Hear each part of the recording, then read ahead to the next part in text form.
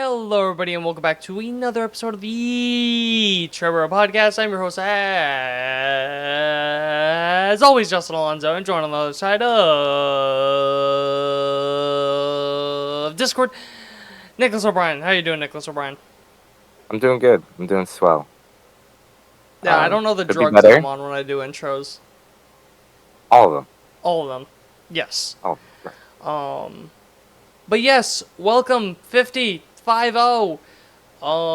it's the episodes. Words, crazy. Woo! Big numbers. Oh, that's a Yeah. big round number. Yeah. Pretty cool, I'd Yeah, say. cool. It's exciting. There's a little surprise that you will see in a couple of minutes. To all the viewers, people listening, words watching. But yeah, do you have anything you want to say in the intro?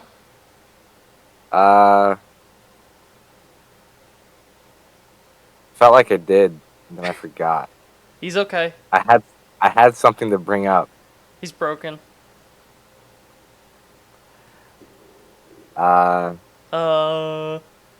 Shit. The fuck was it?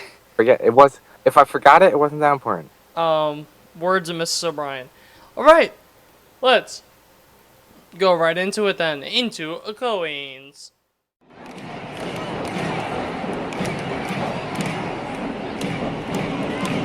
It's out of here! And the Mets win it! This is Mets Willets Point. Transfers available to the 7 local train. Transfer is available to the Q48 bus to LaGuardia. Hello, everybody. Welcome back to Queens, where the Mets have finished up their first leg of their homestand, going an even 3-3 against the Oakland Athletics and Miami Marlins. But before we get into those games, as always, first and foremost, your injury report brought to you by Triboro MD. Starling Marte was activated on Sunday. He was out since June with right knee soreness. Ben Gamel was DFA'd. Marte went 1 for 3 in his return to the major leagues. He played 7 innings in the outfield, took him out in the 8th, or was it the 7th? Regardless, you get the point. But obviously, Martes is going to be another good addition back to the team. He was hitting really well right before he got hurt. Really missed him for a little more than a month, almost like a month and a half. But like I mentioned, it's going to be interesting to see how the Mets play around with the outfield configuration. Excuse me, my voice is a little shot still. But yeah, it'll be interesting to see what they do on Sunday with Marte's first game back. They DH'd Jesse Winker, giving JD Martinez a day off, so that allowed Marte to play the outfield. But going forward, it's definitely going to be something to watch because there's a lot of at bats to go around in that outfield. But baseball has a way of figuring things out for you, and I'll get into that in just a second. But Daniel Nunez, Carlos Mendoza mentioned he will begin a rehab assignment this week, so he'll be nearing a return. The bullpen has been pretty meh as of late, especially this week. A lot of bad outings from a lot of relief pitchers. But I mentioned that baseball has a way of figuring things out, and that's because Brandon Nimmo left Sunday's game due to shoulder discomfort. He made a diving catch or a tumbling catch.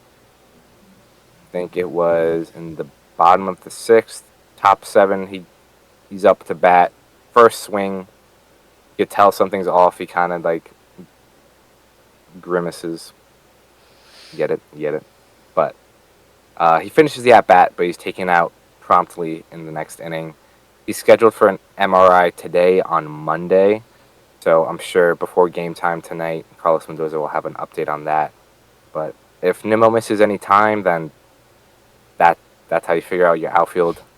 That's really Baseball is a cruel sport, but it usually helps you when making decisions, for better or for worse. But Nimmo obviously struggling as a whole since about the All-Star break. Kind of seemed to turn a page this series against Miami. Hit a home run on Friday, hit another one on Sunday. Quick shout out to my cousins Kaylin and Pat, because I was there on Sunday at the Party City deck right above left field. But it was a good time. Unfortunately, not as good because the bullpen decides to be a bullpen. But regardless, I digress. Nimmo has hit 2 home runs in the past series. So if he was getting hot and then he goes down for injury, it would just be brutal for him. But that's all the injuries. I feel Not much that to report that this outfield week. defense is gonna be Yeah, it'll be an adventure. If Nimmo misses time, and you're probably looking at Marte in right, Jesse Winker in left, and one of Bader and Taylor in center field. which isn't bad in center, but everything else is. Right. Yeah. I mean, I haven't looked at Jesse Winker's numbers. I I can know get they're that right not now for as. you. I hope, but I feel like I know for a fact it's not as bad as Marte. -8 outs above average in the outfield. He is just as bad as Marte. But he has That's a unfortunate. 98th percentile arm value. So we just have a left-handed Marte in left field. You have a pitcher. That's what You I- have 2 pitchers in the outfield. Fantastic. Who's Has also he slow played- because he has 18 sprint speed. Jesse Winker. Not great. There's only one way you can But- improve. But silver lining with the Mets, he's at 0. He is average. And how many innings? Not many. In 3 innings. No, he's played a lot of outfield. It goes by attempts, not innings. Which How is many more? stupid. Oh, there it is. Whatever. Regardless. The only way that you Yes, can it will be save interesting. this outfield is by putting JD Martinez out there. In center field, of course. Yes. If you do that, you're actually asking to lose 27 games in a row. Yes. That Yes. is Yeah, that would be not good. Don't listen to Justin. This is why Justin isn't a coach. would be an incredible coach.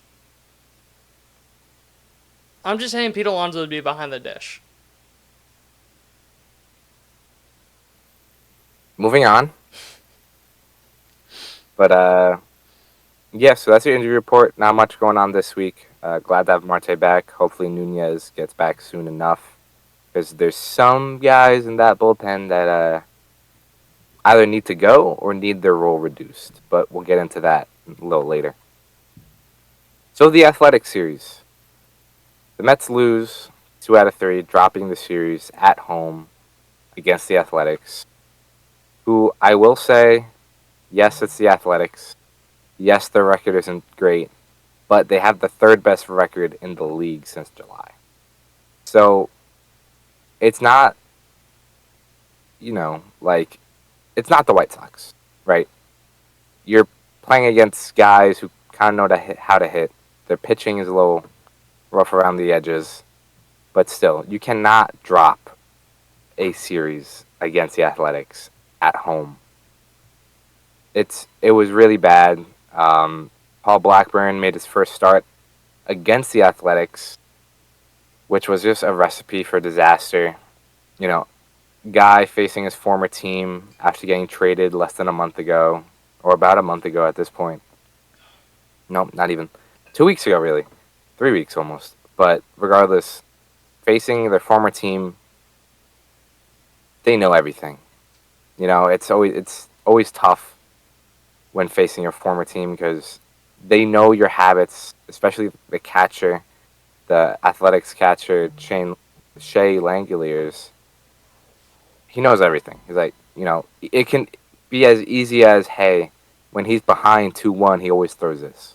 Or when he's behind 3-0, he throws this. Like, Blackburn could be tipping without tipping, if you get what I'm talking about. Yeah. But he had a bad start. He got rocked. Uh, David Peterson had a good start, and then Jose Quintana had a bad start. Jose Quintana on Thursday went I will 4 innings. say, Oh, yeah, I forget which way David Cohn leans, but I'm pretty sure he thinks the other way, where the pitcher really, almost has the advantage, really, which is interesting. But I feel like that's such a really good debate that yeah, I think it's almost even at this point because I feel like you see it both ways, where a guy will either shut it down or get lit up. Or I think it's just a that's case fair. by case basis. Yeah, because I guess in the same breath that the pitcher knows the hitter's, Hitters' excuse me, the pitcher tendencies. knows the hitter's weaknesses, you know, all that. So that's fair. But my goodness, excuse me. Yeah, Jose Quintana, bad start on Thursday.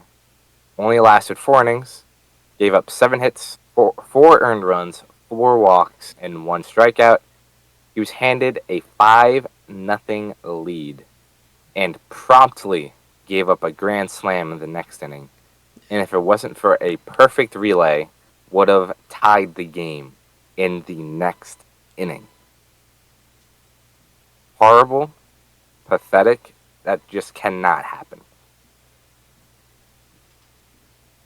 The Mets went on to lose that game 7-6 as the bullpen, Jose Butto and Reed Garrett, couldn't slow the Athletics down. The offense slowed down and just couldn't score another run past, I believe, the 4th inning. Very frustrating loss. It was just a pretty bad series overall.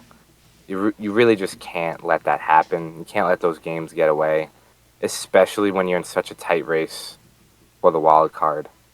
You know, it happens every year, all the time. Whenever the Mets are in contention, oh, they have the softest schedule. Oh, they have an easy schedule. Yada yada yada.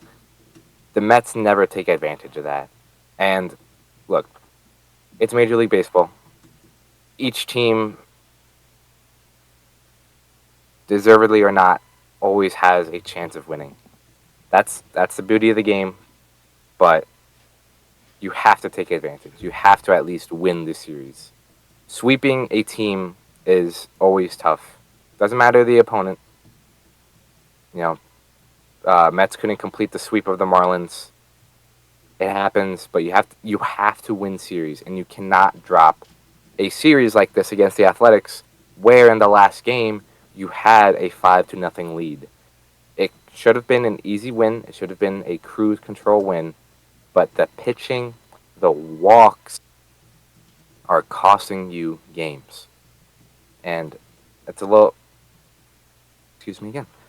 It'll be a little more apparent when I talk about the bullpen a little later, but the walks have begun to be an issue yet again. I feel like I haven't talked about it in a while now, but early in the year it was a big issue, and it's coming back now. So just a really bad series overall. But then you welcome in the Marlins. You take 2 out of 3. That's the name of the game. You got to keep winning series. Luis Severino, complete game shutout. I'm clapping for the listeners. And you saw his tan. Yeah, I watched him. I was shocked he was let out in the ninth. I don't remember exactly how many pitches he was at, but it was definitely more than 90, and he had like a 20-pitch 8th inning. I was super surprised that Carlos Mendoza allowed Severino to go back out there. In the first batter, he promptly hits with his first pitch of the inning. Carlos Mendoza walks out. They talk. Carlos Mendoza walks away. Allows Severino to finish the game. Super cool by Mendoza. This is, he's done this a few times. It's one of the things I love about him. Sometimes I think he does get in his own head a little bit, but, being able to go out and talk to your starter and kind of read the room almost I think it's pretty important for a manager because you could have easily pulled him. But I find it so funny how this is just the Luis Severino experience. Because you go back his last 6 starts, Yeah. 6 innings pitched, 0 earned runs. 5 innings pitched, 2 earned runs. 3 innings pitched, 6 earned runs. 5 innings pitched, 4 earned runs. 5 innings pitched, 4 earned runs. 9 innings, 0 runs. It's just he is the most. Him. I was gonna say him and Miles Mikolas are both just the definition of consistently inconsistent. And that's so true. yeah, Yeah, no, but you're right. He's been pretty bad since the All-Star break, really. Severino was a point of worry for me last week. He had like a 5.6 ERA in the second half. But this was a big showing for Severino. Not only from, a Mets point of view where, yes, they won the game, he saved the bullpen, yada yada. That's got to feel pretty good for Severino. From obviously, Justin, you've seen it in the past 4 years, his struggles and his inability to stay healthy, really. To be able to go out there, throw 9 innings, shut out, that's got to be pretty cool for him. So, yeah. congrats to Severino. Hopefully it doesn't bite them in the ass. That's all I say. But pretty cool. What's not pretty cool was the bullpen on Sunday's game. Before you Sunday's get into game- that, how many innings is Severino at? I'm trying to see this right now, just because I think it's around 150. I wanna say. 142. Like 142? Okay. That is a lot of innings for Oh. Severino. That's Yes. all. That's all I'm gonna say before you move on to the bullpen. But that is a lot of innings for Severino. No, it is. And that's another reason why I was kind of like, all right, maybe don't put him out for them. Yeah. Just put in Diaz, put in whoever, let them finish it out. Because, the Mets wanted to go for a 6-man rotation to protect the guys like Severino. Like if Severino throws 175 innings this year, not including playoffs, the Mets make it or not, that is a lot. Yeah, I mean, what? You figure... I think Yes, that's not unrealistic at all. Given No. that we have about a month and 2 weeks, call it. So 6-7 weeks left, like that's not that Yeah, 6, unrealistic. 7, I think there's like 6 weeks left. Let's do some quick math. So call it 10 starts. He would need 3 innings pitch a start. Yeah. He's definitely gonna blow past that. That's gonna be interesting. Because I feel like if you just let him go out the way he's been going, he's gonna approach like 190, Yeah. which I don't think you necessarily want.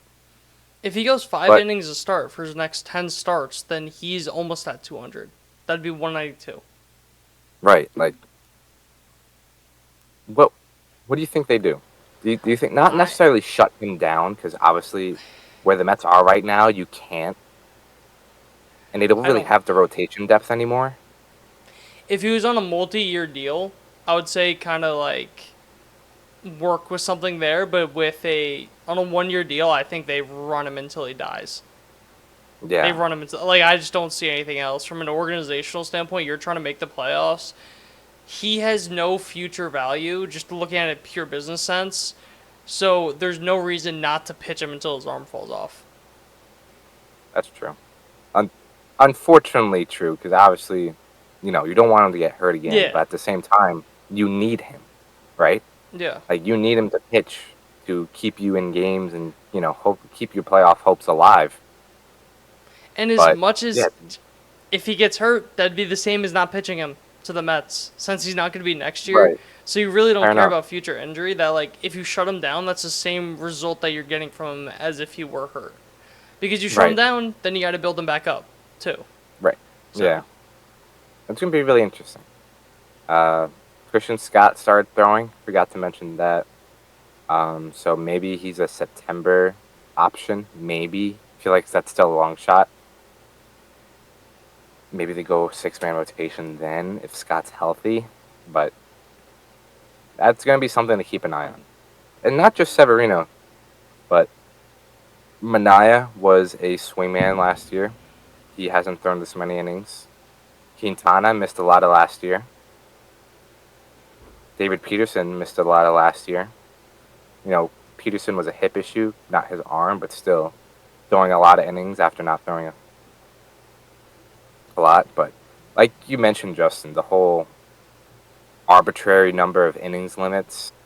At the same time, as long as they're healthy, as long as they feel good, Yeah. that's really all that matters. But moving on from that. Wait, no, don't move on from that because Not I'm moving on trying from to. that. Justin Don't. has something. Why is my computer being stupid? Just to add to your point about Manaea, he's pitched a lot more recently than I thought. Going really? back to 2021, 179 innings, 2022, 158, 2023, 117, this year, 130.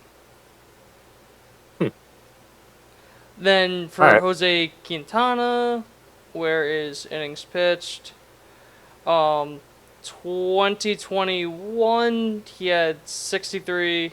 22, he had 165. 23, he had 75. This year, 130. So him, there's a lot more of a point with. But Yeah. Manaea's pitched a lot more than I thought. I thought Manaea didn't pitch as much. Because he only pitched 30 innings in 2019, then 54 in 2020, which is he made 11 starts in 2020.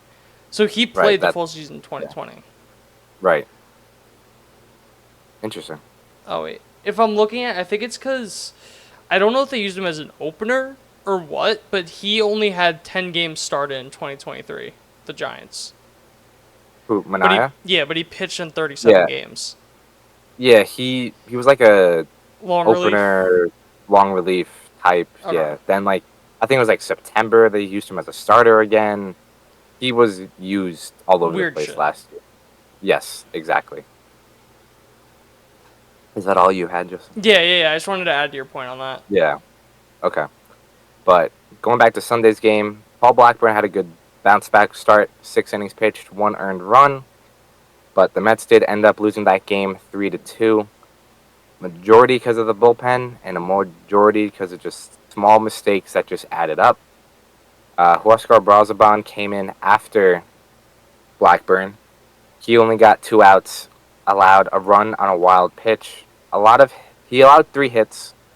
A lot of them were kind of just unfortunate little dinks and doinks that just got,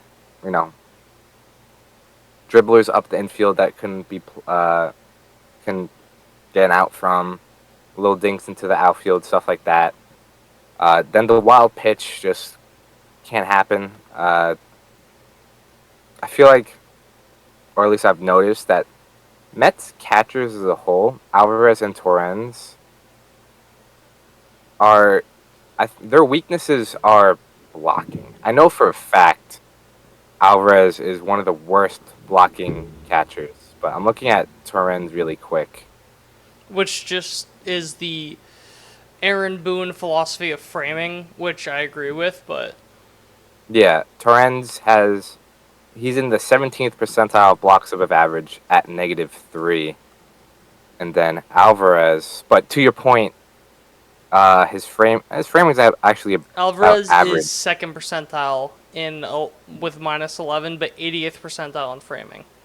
Right. I think that has a lot to do with the framing philosophy as a whole, because you see a lot of these catchers down on the one knee to be able to frame better. Yeah. But then that gives you a disadvantage of blocking, because on that one knee you're limited in your mobility. But I also mentioned how JT Realmuto said that a big thing with health was the one knee made it so much easier on fatigue, it was night and day. So I'd rather that. I'd rather them be better framers, not as good as blockers, but being healthy, especially a guy like Alvarez for the Mets. That's fair. I think the one thing I would like to see at the very least is when there's a runner on third, maybe go away from the one knee. Maybe try to put an emphasis on blocking rather than framing when there's a runner on third. If there's not, whatever. But the wild pitches are killers. It was very apparent in this game. but just absolute killers. That's really what soured Brazaban's day. Then Reed Garrett came in after Brazaban for some godforsaken reason. Proceeded to walk 3 batters in an inning. You know what? Let me just read you his final line. He pitched a full inning, allowed 0 hits, 1 run, 3 walks, and 1 strikeout. And he got very lucky doing so. He came in relief for Brazaban with I think it was runners on the corners, 2 outs.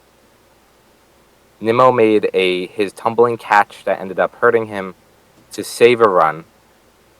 And then in his next inning of work, Garrett picked off Xavier Edwards off second base after walking the first 2 batters. So if it wasn't for Nimmo making a spectacular catch, he allows another run.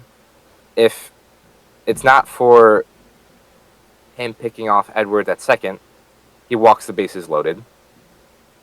So you just can't do that as a relief pitcher. To quote my uncle from the game, I hate relief pitchers. You wait all day to get into a game, and then you promptly walk your first 3 batters. That just can't happen. The only baseball player in history that I'm comfortable doing that is David Robertson. Right. Just because his nickname was literally Houdini. It's all a part of the plan. Yeah. He knows what he's doing. He just needs to get hyped up. It's the adrenaline rush, you know? He doesn't warm up in the bullpen. He warms up on the pitcher's mound. The mound. But Garrett is not that guy anymore. He was obviously spectacular early in the season. He's not that guy anymore. I do not think he should be getting high leverage innings. I don't think he's that guy you bring on 2 outs, runners on the corners, you need a strikeout, you need to get out of the inning. I don't think he's that guy anymore. You got to leave him in lower leverage situations. Start him with a clean inning. But even if you start with a clean inning, he still gets himself in trouble. But just very, very frustrating. And I mentioned a little bit before that it was just small things that kept adding up. Essentially, the Mets gifted the Marlins all 3 of their runs. The first run came on a sac fly, but before that sac fly was a triple that Tyrone Taylor completely misread. He completely overran the ball. It got over his head. Ended up being a triple. Sac fly scores the runner. The next one, Brazaban's wild pitch. And then Reed Garrett's walk. Phil Maton comes in, allows a single, run scores. Those are 3 runs that you just gave to the Marlins. In a day where the offense had kind of an off day, they hit missiles, but it was always to the deepest part of the park. It was always right at people. It was just one of those days. The offense was, for the game, top 10 in exit velocity, top 5 in the longest distances, and they had 2 runs on 9 hits. It was just one of those frustrating days where the balls just didn't fall. Lindor came 2 feet, 3 feet maybe, from a walk-off 3-run home run. But to no avail. One of those games, the offense cannot carry this team every single day. You were going to have to lean on the offense. That's the one strength that this team has, I think. What word you just use? Strength? What? What? You say strength? Yeah? Oh. I heard strength. No. I was like, Strength. what on God's green earth is that? Strength. Advantage. Good. Good part. The Offense one is the good gooder part of the Mets. Of the Mets. And you're going to have to lean on them. That's, without a doubt, that's what it is. But it cannot be every single day. It cannot be every single game. The bullpen needs to get outs. the bullpen had basically 2 days off. Because Friday, Sean Manaea went 7 innings. Jose Butto finished the last 2. Saturday, Luis Severino, complete game shutout. There are all those other guys that have not pitched in 2 days, fully rested, and they could not get 9 outs. Say what you want about the offense of this game.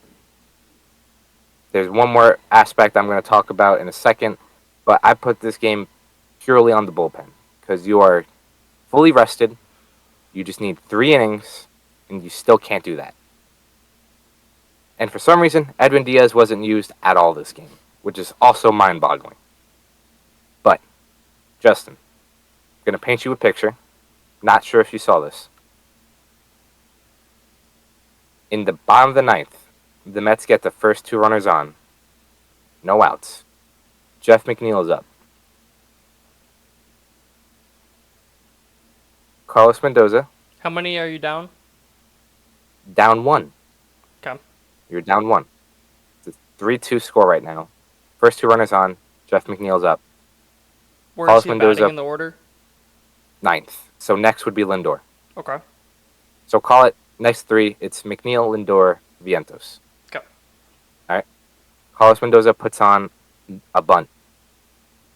McNeil pops up the first attempt, takes a strike looking the next attempt, and then promptly strikes out.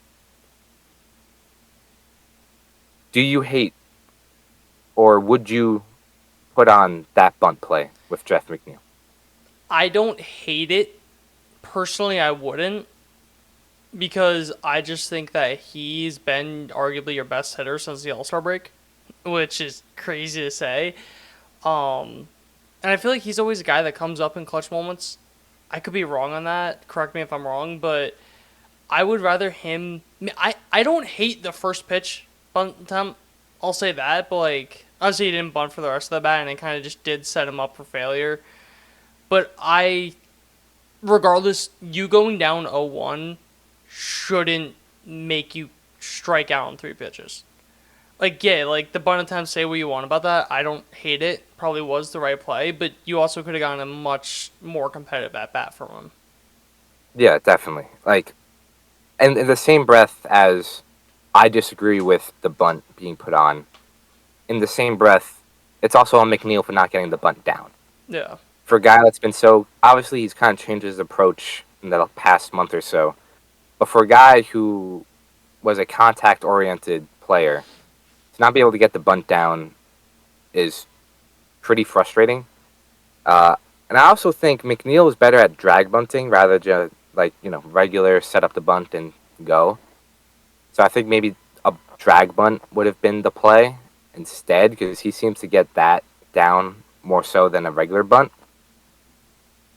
But like you mentioned, he has been your best hitter since the All-Star break. He's had his fair share of clutch moments throughout his career. After that first pop-up on the bunt, the first attempt, I think you call it off. Like, put on the play, whatever. He pops up that first attempt, it should be done. You should not be telling him to bunt again. Yeah. Let him swing the bat. Because I also think he has a good chance of hitting the ball in the air at least. And Jose Iglesias was the player on second base. So if it's hit decently, Iglesias gets to third without an issue, I think. But the other thing too is, say he gets the bunt down. The runners move up to second and third. 1 out. Runners second Real and quick, third. especially with a lefty up, he's pulling it to the side further from third. Right. So it's a further... You would think he would be pulling the ball, so it would be further away from third. So add more kind of to that point of be easier for Iglesias to tag up. Right. So then, say he gets the bunt down. Runners second and third with 1 out. Lindor's up. You think they're going to let Lindor swing the bat? If you have first base open with runners second or third, they're walking him. Yeah. I don't think Is it that's a an righty or a argument. lefty pitching? It was a righty. Yeah. So because then you have Vientos up next. Who So you talked call it, about, and he's been dog shit with runners in scoring position. he's been pretty poor since the All-Star break with runners in scoring position. And plus, he's a big strikeout guy, and he has a tendency to hit the ball on the ground. So then you're setting up for a double play or a strikeout or whatever. If you let McNeil hit, I think there's a greater chance of him getting a hit, or at least hitting it in the air far enough for Iglesias to tag up to third. So that was very frustrating. I didn't like that. Not like I said, if you wanted to try for the bunt, the first pitch, whatever. But after that pop up, it should have been off. You should have let him swing the bat. He's been your best hitter. He's been, slugging like crazy. So who says he doesn't hit a home run there? Like, obviously hindsight's 2020. If he gets the bunt down, everything's different. But from the get-go, I don't think it's a fantastic play to have your best hitter square up the bunt. But then he does square up the bunt, strikes out. Lindor hits a rocket to center field, and then Vientos promptly strikes out to end the game, and I go home sad. But just very frustrating game overall. Like I said, a lot of hard hit balls that just didn't drop, a lot of missed opportunity, a lot of misplays, just bad after bad. So really quick, just going to touch on a few points before we talk about the schedule, which is going to get very tough starting today. Jose Butto needs higher leverage innings. I understand. I think they're trying to keep him at least a little bit stretched out just in case they need him to start a game in a pinch. But for all intents and purposes, this year Jose Butto is a reliever. Treat him as a reliever. If you want to stretch him out to be a starter, do it in the offseason. Jose Butto for 2024, for the 2024 Mets, is a relief pitcher. If that's 1 inning at a time, if that's 2 innings at a time, he needs to be pitching higher leverage innings when you need a strikeout, when you need to get out of an inning. He's the guy you should be calling upon, not Reed Garrett. Reed Garrett needs to be pushed back a little. He needs to be given that Butto role, kind of like you need, because he's done multiple innings in the beginning of the season. I'm not sure how comfortable they are with him doing that now, but give him lower leverage innings. If it's, you have a 4-0 lead, use Reed Garrett. Mop-up duty, that's when Garrett should come in. I don't think Garrett's that guy. Garrett should not be getting high leverage innings. And then Edwin Diaz. Today is currently August 19th. Justin, how many times do you think Edwin Diaz has appeared in a game in August? 3. Close. 4. Fuck, I was gonna say 4. He has appeared 4 times in August when the Mets have had 1 day off. The Mets have had 17 games in August at the time of this recording. He has appeared in 4 of them. He has pitched 4 innings. He is I don't know if he's your best reliever, but he's one of your best relievers right now. He's the guy you gave a gigantic contract to. Why the hell are you not using him? Instead of Reed Garrett coming in to not even Reed, forget it. You know what? Instead of Phil Maton coming in to finish off Reed Garrett's inning, why isn't Diaz there? 2 outs in the 8th. You get the strikeout, you get the guy out, game's still tied. You try to get a run in the bottom of the 8th, and then Diaz can go for a 4-out save. Use your best relievers. In a time where you cannot let games slip away, the Mets have not been leaning on their best relievers, I don't think. They've been trying to piece it together to give rest to those better relievers for games where they might have a better chance of winning. But I digress. Just 2 quick points about the offense. JD Martinez, since July 1st, is slugging .354. He is hitting .223. JD Martinez has been pretty below average, except for the month of June, it feels like. 354 from your DH. That's Vogelbach levels. Since what date? July 1st. I'm So like a month and a 90% sure, sure Aaron Judge's average is higher than that since then. I'm sure it is. I'm sure it is. And then Mark Vientos hitting second in 19 plate appearances.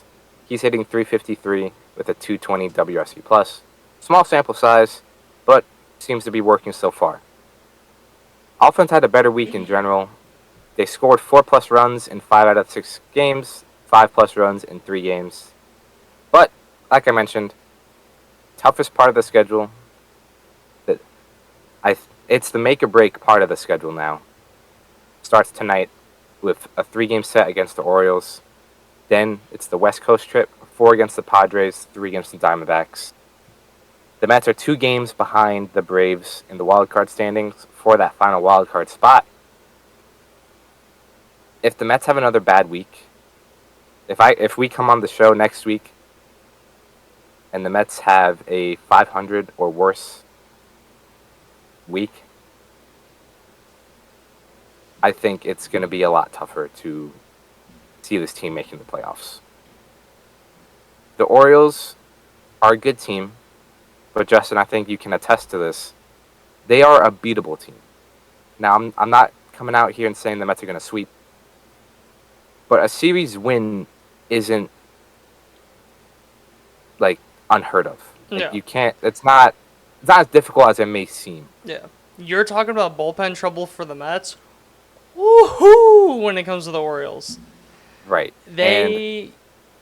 I think Go ahead. they had 16 hits against the Red Sox 2 or 3 days ago, and they lost that game. Yeah. They are that's 1-4 in games where they scored 16 or they hit 16 or more hits. Jeez. Yeah. Wow. I didn't know that. But you're facing their lower end of the rotation.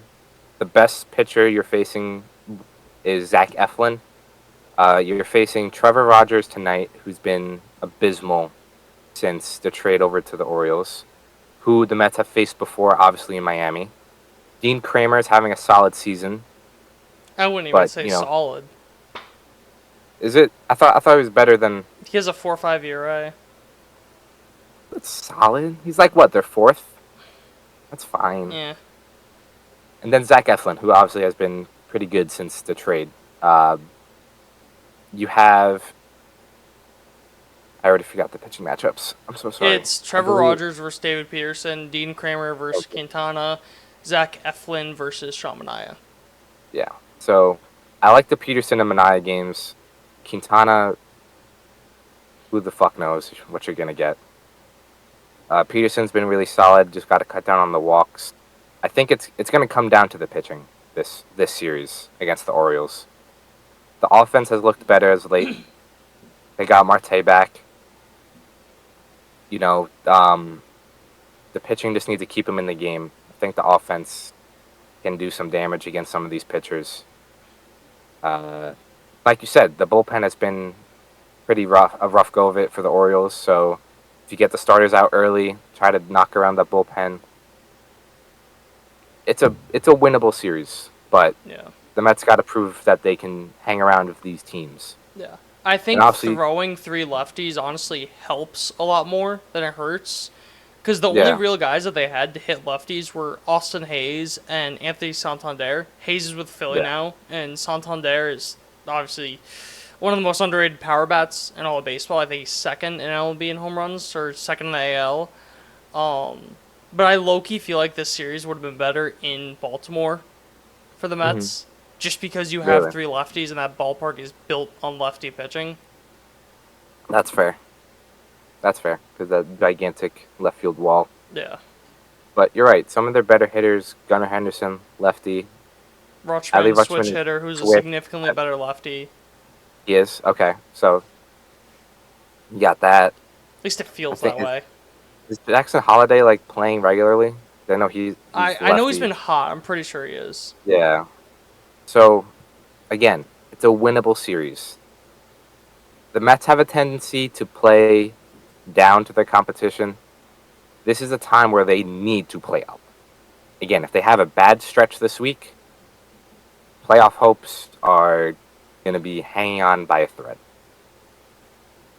So, Justin, do you have anything else? Oh, never mind. I am a fraud. Oh, no. Um, Did you lie to me? I lied to you. Versus lefties, he has a 177 WRC plus. All right. Fuck me, I guess. Versus righties, he has an 87. I am a fraud. Wow. All right. Well, we'll see how that goes. But, yeah, Justin, if you have anything else to add, really all I got. But No? crucial stretch for the Mets. Yeah. This is time. This is time to see what this team is made of. You can't struggle anymore now. Yeah. You got to at least keep up the pace with the Braves. Yeah. Let's go Mets That's all Sox Nation Let's go. for 3 more games. Yeah, exactly. So, Justin, Alright. On take that it away. note, into Bronx. That one is drilled deep to right field. There it goes. See ya. That ball is high. It is far. It is gone. This is 161st Street, Yankee Stadium. Transfer is available to the B and D trains. Hello and welcome into the Bronx. Before we get started on the Yankees' mediocre week, your injury update brought to you by the Triboro MD. Ian Hamilton has tossed a live bullpen. Lou Trevino started a rehab assignment on Wednesday. John Birdie has been cleared for baseball activities. Clark Schmidt threw a live bullpen on Sunday, and Jazz expected to be back once the 10 days are up. The Jazz situation is so weird because it literally seemed like he could have been back in like 3 or 4 days. Yeah. Where He seems like extremely confident that he's fine. he was taking batting practice and fielding throws at third. That's so weird. Like, it almost feels like they thought it was a lot worse, and then like 2 or 3 days he's like, I'm good. Right, I'm good, man. Which I think he had probably the moment that if Yankee fans weren't sold on him, probably had the biggest selling point during the Little League World Series, even though he didn't play. I don't know how much of that you saw, but I saw bits and pieces. I'll get into that later, but he had maybe one of the coolest things that I've ever seen. Then a weird thing is when they DFA'd, oh yeah, I didn't even talk about that. They DFA'd Ellie De Los Santos, the relief pitcher they traded for. Granted, they gave up nothing for him, so I don't really care. It's definitely not good optics. He gave up like 12 runs against the White Sox, I think, in one game. Or not 12, I think it was 7 runs against the White Sox in the game. But they signed Tim Mayza, which was very interesting. I'm shocked he was not picked up sooner. Yeah.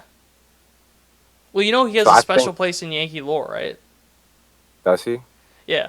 I don't He think gave I know up this. the 61st home run to Aaron Judge in 2022. Oh, did he? I'm He was on the 95% Rangers? sure. He was on the Blue Jays for a while. Didn't Aaron Judge hit it? No, 62. Oh, it was 63 in Rangers? At Rangers? No. Am I stupid? Yes. He broke a record at the Rangers, The did he record not? was 61. He hit 62. Okay. No, but Tim Mayza gave up 61 Okay. to Aaron Judge. I see. Yeah. I see. But it was weird that they I'm didn't there. call up Efros, who's been ready. Which Oh, yeah. kind of just didn't make sense. How's he doing? I think he's doing like AAA? okay. Like kind of like Maybe up and that's down. why. But regardless, I don't give a shit what he does in AAA. You know what I mean? Like, as long as he's healthy, Yeah. he should be up, especially with the state of the bullpen right now. That's fair. Which, trust me, I'll get into later. But going on to the White Sox series, it was so weird. They got absolutely crushed 12-2 the first game. I think it was the first time the White Sox scored double-digit runs all season.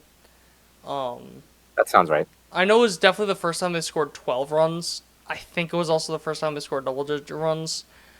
But Luis Heel wasn't sharp at all. I really don't care. I'm not putting too much stock in that because I'm seeing him on Tuesday against the Guardians, so I'm not really putting too much stock. Yeah. The kind of biggest takeaway I have is just like Alex Verdugo just has to go. There's so much stuff that is just so weird with him. Like, first off, he's allergic to batting gloves. And yet still wears them. That's not even the weirdest part. He's allergic to his tattoos. Oh, yeah. I forgot about that part. This man is tatted head to toe, and he's allergic to his tattoos. I don't know how, like, this goes unnoticed. They said for 3 years. Yeah. Like, you don't just... It takes a while to get rid of, like, a small tattoo. It's his entire body. Sleeves. Yeah. Just... In the Yankees... I think it was game 1 of the series. It was game 1. Their lineup was Verdugo, Juan Soto, Aaron Judge, Giancarlo Stanton, Austin Wells, Gleyber Torres, Jazz Chisholm, Anthony Volpe, DJ LeMahieu. So they're starters. You would think that's like relatively like what a starting lineup is for them. Yeah. This is where Verdugo places amongst them. 8th in average, 8th in on base, 7th in slugging, 7th in OPS, 8th in WRC+. That's the guy who's getting the most at bats on the team. Yeah. He just... I don't understand the obsession with it. It's very mind-boggling. We're like, it's one thing if he's batting like 6, 7, 8. Like, that's one thing. But to bat him leadoff for cleanup is just ridiculous. Yeah, it's giving... To start off the game, it's giving the other team a free out. Yeah. Like, Gleyber, as much as I don't think he should be the leadoff hitter, he's a lot better than Verdugo, because at least with Gleyber, he's very competitive in his at-bats. Where I know in the first inning, he had an 8, of the Little League World Series game, he had an 8-pitch at-bat versus Skubal. So if you're going to maybe not get on base, but you're going to give me a long at-bat, I would much rather that, because that's what Gardy did. He may not have gotten on base, but they called him the guard dog, just because he was just guarding the plate, fouling pitches off. So if you're going to do that, that's one thing. But if you're just not going to give competitive at-bats whatsoever, that's just... Yeah. I think the body language is also pretty bad. Yeah. From Verdugo. Like, just... I know I'm going to sound 60 years old, but just the lack of hustle, just kind of going through the motions. Yeah. I feel like there's a quote earlier this week from him that just, like, rubbed me the wrong way. Yeah, with the White Sox. Yeah, let me He just, like, didn't care that they lost, really. Yeah, like, whatever the quote was, I'm going to try to find it. You find it, but I think he's almost... The writing's on the wall, I think, with him. I think that in 2 weeks, Jason Dominguez is going to take his spot. They're not going to DFA him because you get the 2 extra roster spots. But... Or did you find the quote? Still looking. Okay, because I don't want to completely move on, but... yeah. You saw in the Little League World Series game how Jason Dominguez, they called him up because I didn't know this, but for any neutral site game, you get a 27th man. Yeah, I also didn't know which that. Was weird. But I remember the Mets got it for London, but like it just didn't like. Yeah, but whatever. Well, that's also you're like, oh, you're going overseas. Never know if a guy gets hurt. Yada yada yada. Fair enough.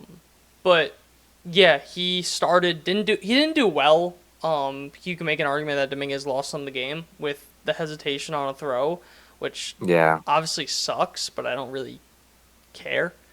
I don't, because it shouldn't have been in that position anyways. I'll get more into that later. Fair. But you don't call a guy up, bat him fifth, and then send him down not expecting Backlash. Not expecting for the writing not to be on the wall. I see. Okay. Right. Did you find the Yeah. Verdugo quote? No, it's so fucking annoying. Just It go. is. Yeah. The reason why they sent Dominguez down is service time manipulation. That's they literally said, they practically said that by calling him up, batting him fifth, and then sending him back down. I Right. forget, I don't know the exact date. I know it's about 14 days that if they call Dominguez up, he maintains rookie eligibility. So, Yeah, I think it's like September. much as it sucks, I would rather them do this. Yeah. Like, it obviously sucks you want him on this team right now, but being able to have him for an extra year is a lot more valuable than having him for 2 weeks. Definitely. So, it This just is sucks the one that time you hear Justin call for service time manipulation. service time manipulation. No, it's completely screwed up. Like, it shouldn't be a thing, but yeah. it's a thing of, if it's going to be a thing, might as well use it.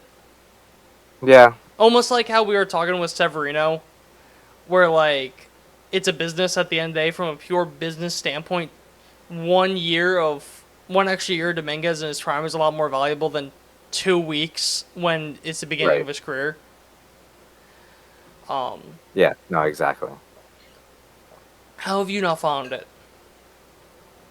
Shut up. It was the beginning of, like, last week. Okay. Fuck. I back. literally found it in 2 seconds. I don't understand. Go. I think this was a normal day. Alex Verdugo said after the Yankees lost by 10 runs to the White Sox team that may go down as the worst ever. Yeah, they're one of the worst teams if you want to put it that way, but these guys are still big leaguers. Yeah. Was that the quote? Yes. I literally Because- looked up Alex Verdugo White Sox quote. I looked up the same shit. Whatever. But yeah, just Literally, first thing that popped up. fuck you. But no, it's just like the lack of. Look, you don't need to be completely like, oh my god, this is horrible. Season's But, like, over. Right. It's just kind of like a little more urgency would have been appreciated. Kind of just like, you know, not taking advantage. Like, I never saw the quote, but from what I heard, his body language was horrible. In the Right. quote and the way he said it, where it was almost worse than the way that me reading it off. it was very nonchalant. Yeah. Kind of like, yeah, we lost. Who cares? Which I get. You kind of need to have that mindset. You can't really like get hung up on a loss, but at the same time, it's like when you get blown out by the worst team in the league, it's kind of like, hey, get your head out of your ass, you know? Yeah. But regardless. But then moving on to another left-handed outfielder, Juan Soto. So, I kind of have a two-part documentary with Juan Soto. So first off is, he had a 3-home run game, which was just fun as hell. It was electric. The Juan Soto beat the White Sox in game 2. Juan Soto had 4 RBIs. The White Sox had 1 run. The Yankees scored 4 runs total. So it was 4-1 Juan Soto. Soda. But the thing that pissed me off so much was that in the top of the 9th inning, Juan Soto and Aaron Judge both come up. And the pitcher pitches around Juan Soto. Like, bro, it's... David Cohn was talking about it. If you're a team like the White Sox, because he was talking about it more with the Blue Jays, you want to try and prove to your manager, we could get guys like that out.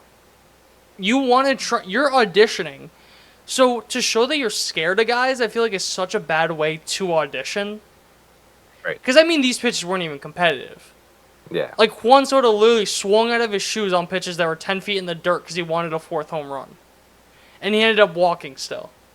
Right. And the other thing, too, is, you know, Grady Sizemore just took over as the White Sox manager because they just got rid of another one. So, like, to your point, you're trying to show up to this new manager, because I'm pretty sure this is his first series that he managed. It was. Right? So, exactly. So you're trying to show him, like, hey, we just got Juan Soto out.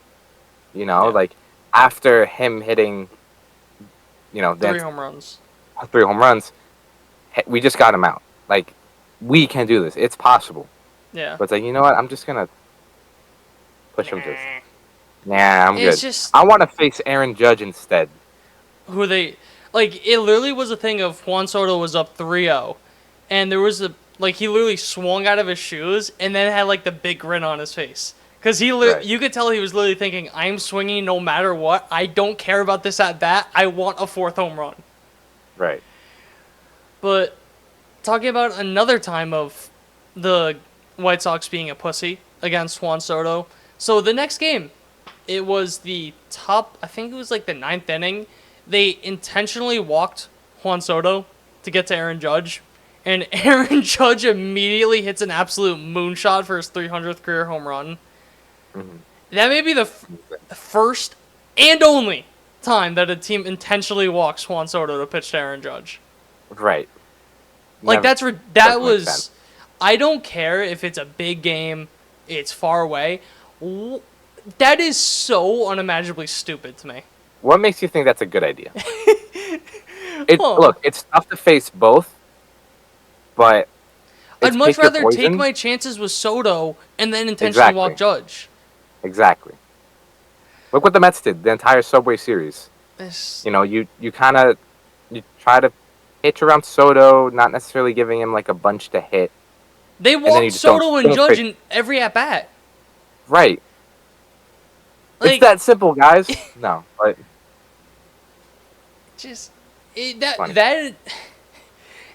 It's so stupid it annoys me, even though it was a great result for the Yankees. Because just how can you... Also, Grady Sizemore does not look like a manager. He does not look like he is even close to old enough to be an MLB manager. put him back in center field. Like, it's... He looks like he's literally like a veteran that's getting every day, or every other day at bats. He's the vibe guy. Yeah, seriously. Regardless. There were quotes after the game from Aaron Judge and Juan Soto. Aaron Judge on Juan Soto, that's why he's the greatest hitter in the game. If you leave a pitch in the zone, he'll do damage. Then Juan Soto responded saying, I call him the greatest hitter in the world. Look at his numbers. He's just unbelievable. He makes my job easier. The Like- bromance. I'm starting GoFundMe to get them the honeymoon suite. Like, Sweet. These... I don't see how Juan Soto doesn't come back to this team with just how many relationships he's formed with the guys on this team. Because it's not like Aaron Judge is going to leave in a year or two. He's locked down, Right. I think, for seven more years after this year. Right. So you're going to have at least 7 more years with Aaron Judge. Right. I just don't see how they don't re-sign him. With how, like, that bromance is, with how Juan Soto's having a career year in New York. 1, because of him just being an absolute madman. And 2, how he literally has Aaron Judge hitting behind him. Which, that's a whole nother thing. Since 2015, Juan Soto has the 5th highest WRC+. And he's not even the best hitter in this lineup. Yeah. It's pretty funny. It's just, like, I don't want to talk about Judge and Soto every podcast. Because what else do we have to say? Yeah. You know what I mean? It's just they're the 2 best hitters in baseball, and there's not much else you could say. This is true. Like, I honestly, and this could be full-on bias talking, I think there is a closer gap in the MVP race between Soto and Witt than there is between Judge and Witt.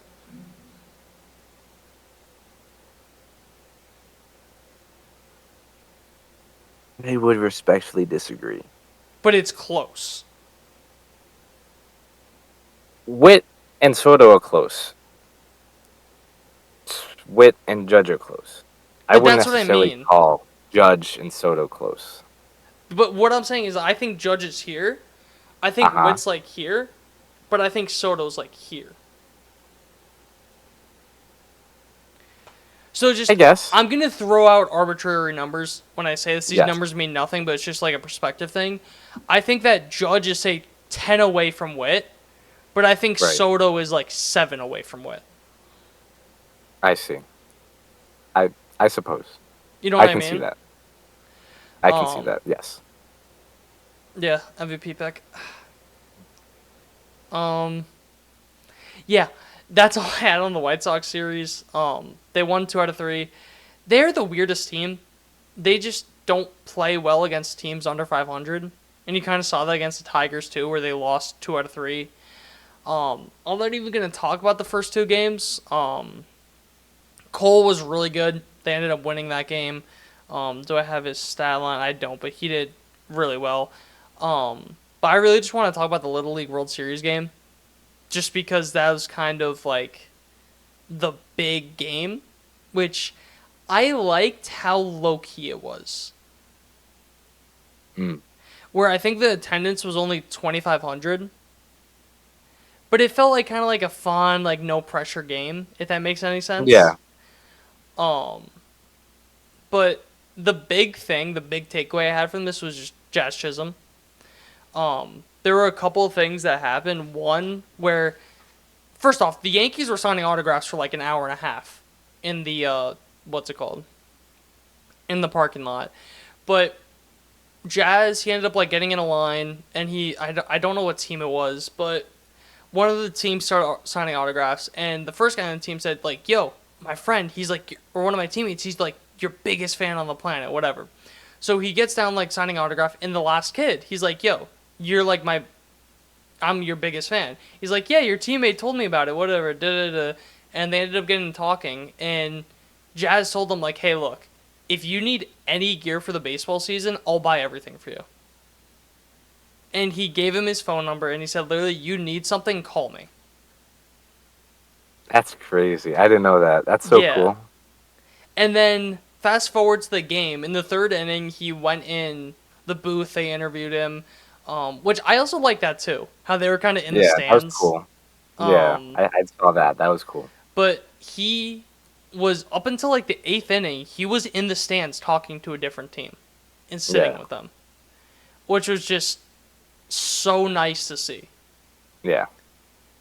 And just like you go. I'm 21 years old, and from where I was sitting on Sunday, I was the closest I've ever sat at a baseball game, and seeing players like I'm like here, they're like over here. Just seeing that like that close, I was kind of like, oh my god.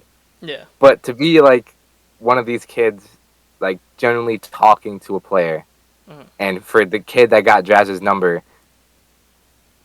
that, that's kind of what it's all about. Yeah. That's super cool to see. I love that. Like, even me, when I worked at All-Star Village, or when I interned there, I met Dustin Pedroia. He came up and asked me a question after. I was like, what the fuck? I just talked to Dustin Pedroia. Yeah, and even then, like I told you my Mark DeRosa story. I might as well tell this on the podcast. Yeah, go for it. So, it's funny. Pretty much, we have an MLB ambassador every week, and it was Mark DeRosa. And my boss's office is right next to what we call ball ops, where we just have like all the technology, all the computers, all that running the streaming. And we have a Jumbotron that needs to be operated during the opening ceremony. And I was just operating the Jumbotron, whatever, and the support line is right next to it on the phone. So I go, the phone rings, pick it up. I pick it up. A minute into the phone call, Mark DeRosa just walks in to the ball ops office, like looks down at me and like smiles, and I like smile back. I'm like, holy shit, that's Mark DeRosa, like 5 feet away from me. And so like I'm on the phone, I'm like, come on, hang up the phone. Come on, let's finish this phone call. Let's finish the phone call. Come on. Then my boss, he walks out of the bathroom, and he just like looks in, and he was like, oh, what are you doing in here? Mark DeRosa just goes like, oh, I was just waiting here. And then Mark DeRosa just walks out. A minute later, the phone call ended. I was like, you motherfucker, I could have been Mark DeRosa! But regardless, that's a retired MLB player. Granted, he had like an incredible career, and I'm not taking anything away from him at all. But to be able to meet like Aaron Judge, Jazz Chisholm, Stanton, guys like that, as a 12-year-old is insane. Yeah, exactly. Super cool. I love everything they did with that. I think it was really well done. Yeah. Did you see actually, I'll say this. Jazz started a roll call with the fans. That was awesome. Did you see what Holmes was doing? Yes. I am going to shit on Clay Holmes. Don't worry. But I'm just going to say one thing that I thought was really cool. So he was sitting with the Japanese team, and he had his phone, and he gave it to the kid. had him speak into it into Google Translate. And then he said something into Google Translate, so they were communicating through that. Which That's is, cool. I just think, like, the coolest thing on the planet. Yeah. To take that extra step Yeah. is that's super cool. Yeah. Which, don't worry, I'll still shit on Clay Holmes' first performance, but I just think that was an awesome thing. Then Marcus Stroman, he pitched 6 innings, no runs. I just wanted to kind of highlight that. That was really... He's getting into the realm of Luis Severino and Miles Mikolas as consistently inconsistent. But then getting into the bullpen. So Clay Holmes came into a 1-0 game in the bottom of the 9th. He blew the save. Clay Holmes leads the league with 10 blown saves this year. And it's just, as a big Clay Holmes guy, like the biggest Clay Holmes enthusiast on the planet, what do you do? I cannot understand how Clay Holmes, who has a 2.88 ERA in 50 innings, has blown this many saves. Like, everything you look at, he's an elite relief pitcher, except for blown saves. But even in, save I think it was last week we talked about it. In save situations, his ERA is good. I don't have it completely in front of me from last time, but he's been solid. I don't understand. It doesn't make sense. It doesn't. That's why I get so confused, and that's why I don't know what the answer is, because of things like this. Because his baseball savant looks good. The underlying numbers are good. The regular standard stats look good. But then he just keeps blowing saves. It's very confusing. And it makes, this discussion that much tougher. Yeah. Because you don't exactly know what to do. Because, again, everything looks good. And yet here we are talking about a guy with a sub-3 ERA. What to do with him. Yeah. I want to get... I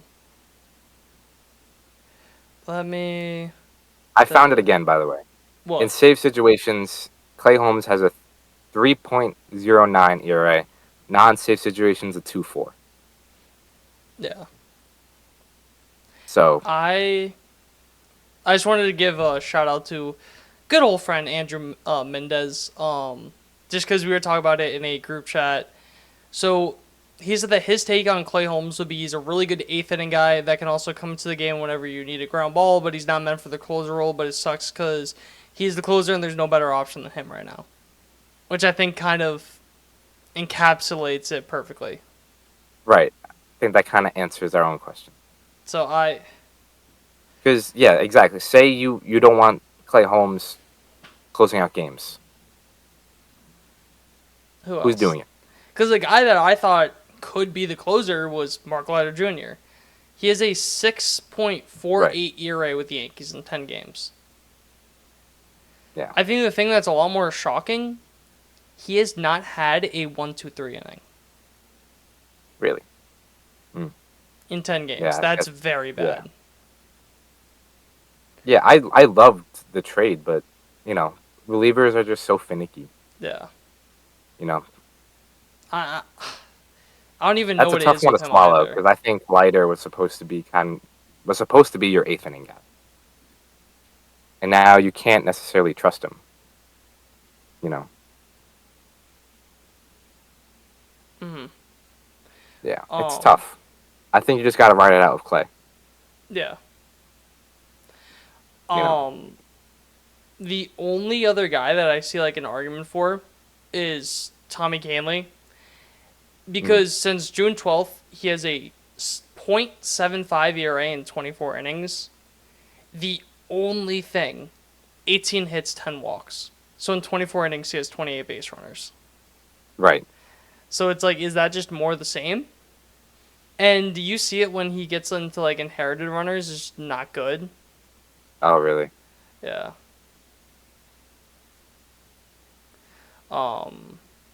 Yeah. I mean, it's insane because now I'm looking at it. Since June, Clay Holmes has a 4.21 ERA with a 2.77 FIP. That disparity is gigantic. Yeah. I don't understand how how large the difference is. I mean, personally, I think I'm going to go look back at all his blown saves and see how much is his fault. Because I know definitely, the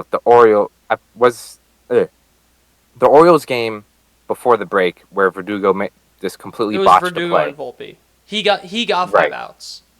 Right. So like that, But I blown think he saves also kind of wasn't good at all either. Right. Like I think he didn't walked a help bunch himself. of guys and he kind of got himself into a position where if the defense struggled, it was it would lose them the game. Yeah. If that makes any Right. sense. Yeah. He put the defense in a tough position because they had to be perfect. Yeah. Right. So that's one with kind of like, okay, yeah, it's a blown save on his ledger, but at the same time, he didn't get help. Yeah. So that's something I'm probably going to look into and Yeah. talk about it next week. I kind of want to run through a couple quick things really quickly. Did you see the Austin Wells draft story? No. So he was on Corey Kluber's podcast, which is just crazy to say out Kluber has a loud. podcast. That's the craziest thing to say out loud. Okay. So when Austin Wells was in the draft process, the Rays called asking Wells if he wanted to be drafted by them at 24, or like would he sign? So then he talked to his agent. He said like, "What are the Yankees doing?" They called the Yankees. The Yankees said if he was there, they're drafting him at 28. So he told the Rays like, "I'm good." Pass. That's funny. Which is, I love That's that cool. so much. Because I kind of want to segue that into Trevino. So Trevino started in game 1 and 3 against the Tigers. Do you look that much into it? Those are the 3 games that he came back were for the Tiger series. Games 1 and 3 he started. Who was it, a righty or lefty? I believe the going first against? game was a righty. Game Was 3 that was Cole's? Skubal. Was that Cole's game 1? I believe so. I wouldn't attribute too much to it then. I think Cole has always preferred Trevino, if I'm not wrong, right? So I think that's why he started game 1. And then game 3 against Skubal, you have a lefty. I think I wouldn't read too much into it. I think that's just kind of platooning / Yeah. giving, Cole his guy, essentially. So I personally wouldn't read too much into it. I don't like platooning it. I don't think it should be a platoon. Yeah. That's what, like, That's, I want that's also fair. Austin Wells is your future at catcher. He is very strong. He's top 3 in the Rookie of the Year race, and he has like almost 1,000 OPS at the cleanup spot. I just don't care if it's a tough lefty on the mound. I think that you need him to get at bats against those tough lefties. It's almost like Ben Rice to a much higher level, where you kind of want him to get those at bats against lefties, just because that's the only way he's going to improve against lefties. And if he's Right. going to be your catcher for the next 5 years at least, how is he going to get better against lefties? And you're really going to say you want your catcher to be a platoon bat Yeah. when he has no, potential to be a top 3 catcher year in, year out? I agree. I don't. Yeah, I had the same issue when the Mets first brought up Brett Beatty, when they were kind of platooning him for the same exact reason. Like, he's not going to get better against lefties if you don't play him against lefties. It's just a thing, you have to ride through it. But if it's one of those things where it's like, Wells catches game 1, game 2, Trevino catches game 3 because there's a lefty, I don't hate that. But it's when you Trevino go does out of need to your play. way. If there's if there's 2 or 3 strong reasons why, Trevino or Wells caught a night game, it's gonna be a day game. There's a Right. couple of things, yeah, sure. But if it's one thing, then it's Yeah, I get it. because Wells was That- put that- in the game later in the game once Scooble got taken out. Right. So to me, it's what's the difference in him just starting the game when Trevino's been in nothing offensively and just Yeah, that's fair. that That's just fair. didn't sit right with me. Yeah. Especially you mentioned Beatty, but when you think about the outfield, I feel like there's a much higher floor when it comes to outfield compared to catcher offensively. Fair enough. You know what I mean? Where if you platoon a guy in the outfield, he's probably gonna be a pretty good platoon bat. But when it comes to catcher, there's no real good hitting catcher. So when you have one, I don't give a Yeah. shit if he's not good against lefties. You know he's a good hitter. The only way for him to get better is to face that lefty. If you can have a catcher that hits incredibly well versus righties and lefties, that is in an elite framer. I don't know. That's fair. Because in the same breath, if Austin Wells is not great against lefties, he's probably about the same offensive output you're going to get from Trevino. Jose Trevino, yeah. Right. So, you know what? That's fair. Yeah. But at the same time, Trevino does need to play. That's only one thing. Yeah. You know what I mean? But And I would have mentioned this earlier, but I completely forgot. Just because we mentioned Aaron Judge. His resume is insane when you look at it. Fastest to 300 home runs. Single season AL home run record. AL MVP. Should be the 2-time AL MVP, maybe 3-time after this year. AL Rookie of the Year, 6-time All-Star. Hank Aaron Award, Roberto Clemente Award, Home Run Derby champ, 3-time Silver Slugger. And I also just wanted to mention because this non-clutch narrative with Aaron Judge, with runners in scoring position, he has a 1.242 OPS. In late and close, he has a 944 OPS. In high leverage, he has a 1.093 OPS. seems My pretty good to argument, me. which I think is a very strong argument to why his numbers are lower in late and close and in high leverage is, and hear me out on this one, guys. In late and close, in high leverage, the closers are going to be in. The best pitcher in their bullpen is going to be in, who have some of the best numbers in MLB. So therefore, hitters won't hit as well against closers. I know. It's just a crazy idea to talk about. But this guy still has a 944 OPS in late and close, a 1.093 in high leverage. So he is Right. absolutely elite Not in like these that. spots against the best competition. Right. I think it's just such a nothing narrative, and it pisses me off so much that it's just almost like a troll or no common sense narrative. Yeah. But I just wanted to put that out there. Fair. I do think it's overblown. And But then he did strike out against Jake Diekman, so shut up. Yeah. Well, yeah, against some of the best pitchers in baseball.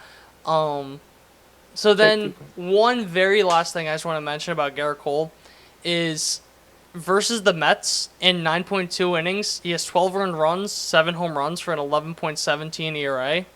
Versus every other team in baseball this year, 42 and a third innings pitched, 12 earned runs for a 2.55 ERA, and only 2 home runs given up. So the Mets just own Garrett Cole. Mets just own Garrett Cole, but I think his ERA is so heavily inflated from giving up 7 home runs in 9 2/3 innings that people aren't really realizing how, you take out those 2 starts, he has a 2.55 ERA. Right. Which for a guy that's coming back from a 3-month injury, Oh, that's amazing. Yeah. that's amazing. So I wanted to mention that because I feel like people kind of aren't putting that much faith into him. But yeah, do you have anything Yeah, no, else at all on the Yankees? Cole's having a good year. Yeah. Yeah. There's nothing else to it. I think the Jazz story is going to be interesting because it's still incredibly confusing to me Yeah. how he feels about it, how they're talking about it. But we'll see I mean, what he has Couple 7 more days, maybe. Well, it was retroactive. Oh, you're right. So it's probably like 5 days. By the end of the like week. 5 days. End Right. of the week. He'll be Whichever. playing in the Rocky series. Right. So that's going to be interesting to follow. But besides that, get Verdugo out of the leadoff spot. That's all I got. Yeah. I just want to say, Yankees, they're playing 3-game set against Guardians. I'm going to game 1 with Luis Heel against Matthew Boyd. I swear to God, if they bench Austin Wells against Matthew fucking Boyd, Tigers legend. I'm going to have a hernia. But that's all I have if you wanted to take us away. Alrighty. Well, thank you guys for listening. Thank you guys for watching. As always, follow us on our social medias, which you can find in the overlay below, at Triboro Podcast on Instagram, Twitter, Facebook, TikTok. Subscribe to us on YouTube. Follow us on Spotify so you don't miss an episode. Thank you guys for, watching and listening through 50 episodes now. It's a pretty cool milestone for the both of us. But as always, we'll see you guys in the next one. See ya.